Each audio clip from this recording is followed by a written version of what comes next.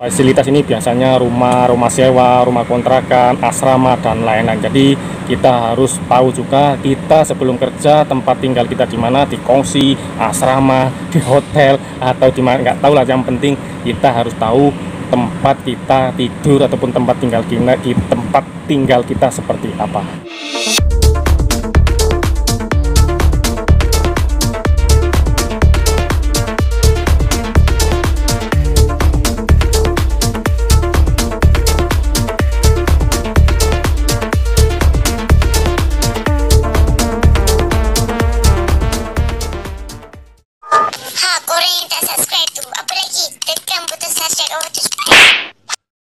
Assalamualaikum warahmatullahi wabarakatuh. Jumpa lagi di channel ini CCTV. Oke, apa kabar kalian semua? Semoga teman-teman TKI di Malaysia dimanapun kalian berada, semoga selalu diberi kesehatan. Oke, hari ini aku akan ngebahas masalah TKI lagi, kerja di Malaysia lagi. Dan hari ini juga aku akan ngebahas masalah apa sih kewajiban TKI setelah ataupun selepas tiba di Malaysia. Kita masuk ke Malaysia, datang ke Malaysia bukan surut tapi ada ketentuan sendiri. Oke, yang pertama, setelah kalian tiba ataupun masuk ke Malaysia, Anda wajib melaporkan keberadaan Anda kepada perwakilan RI ataupun Kedutaan Besar Republik Indonesia. Hal tersebut dimaksudkan agar Kedutaan Besar atau perwakilan RI dapat memberikan pertolongan ataupun perlindungan kalaupun warga negara Indonesia yang ada di Malaysia ini mendapatkan masalah. Jadi kita wajib melaporkan keberadaan kita, tempat kita di mana, agar semua baik-baik saja. Kedua, setelah masuk ke Malaysia kita harus menandatangani kontrak kerja. Apa sih itu kontrak kerja untuk TKI ataupun khususnya di Malaysia ini? Kontrak kerja itu adalah perjanjian tertulis antara pekerja dan majikan yang mencakupi ataupun melingkupi ketentuan-ketentuan berikut ini. Oke, aku akan jelaskan apa saja yang tertulis di dalam kontrak kerja itu. Oke, yang pertama, jenis dan bentuk kerja itu sendiri. Jadi apa yang akan kita kerjakan nanti, jenis-jenis apa, modelnya gimana, kita harus tahu sebelum kita melakukan pekerjaan atau sebelum kita masuk ke tempat kerja yang telah ditentukan oleh majikan. Jadi kita harus tahu semua, nggak usah kursa-kursu nanti las-las ataupun nanti kita kecewa, kerjanya nggak cocok, kerjanya nggak ini nggak itu. Jadi sebelum itu kita harus mengetahui apa dan jenis apa pekerjaan yang kita lakukan nanti. Oke, yang kedua, lama masa kontrak. Nah, kita harus tahu berapa lama kita kontrak di Malaysia ini. Biasanya kontrak itu 2 tahun.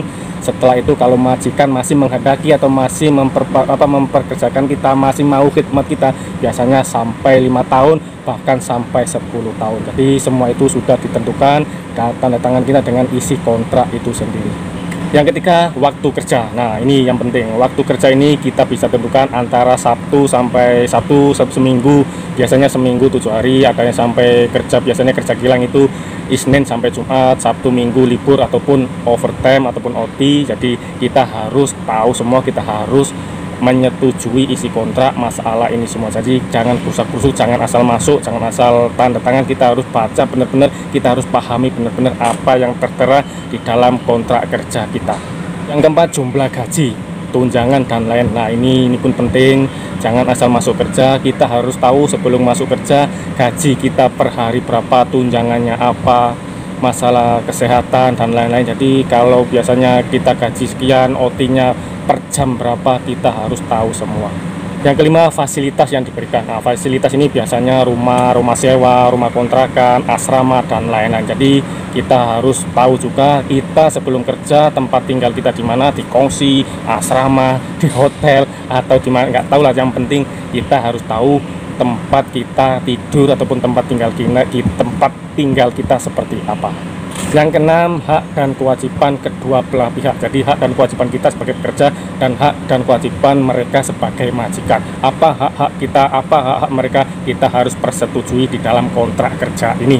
Oke, yang ketujuh, pengakhiran kontrak dan menyelesaikan secara baik-baik. Jadi kita kalau sudah habis kontrak atau gimana, kita harus menyetujui dari pihak majikan. Jadi kedua belah pihak ini harus setuju kalau kita sudah berakhir kontrak. Jangan sebelah nggak setuju, kita sudah mau balik nggak mau, tapi majikan masih mau, akhirnya nggak bisa menyelesaikan masalah. Jadi kedua-dua belah pihak antara pekerja dan majikan harus saling setuju kalau kontrak kita sudah selesai dan kita balik terus.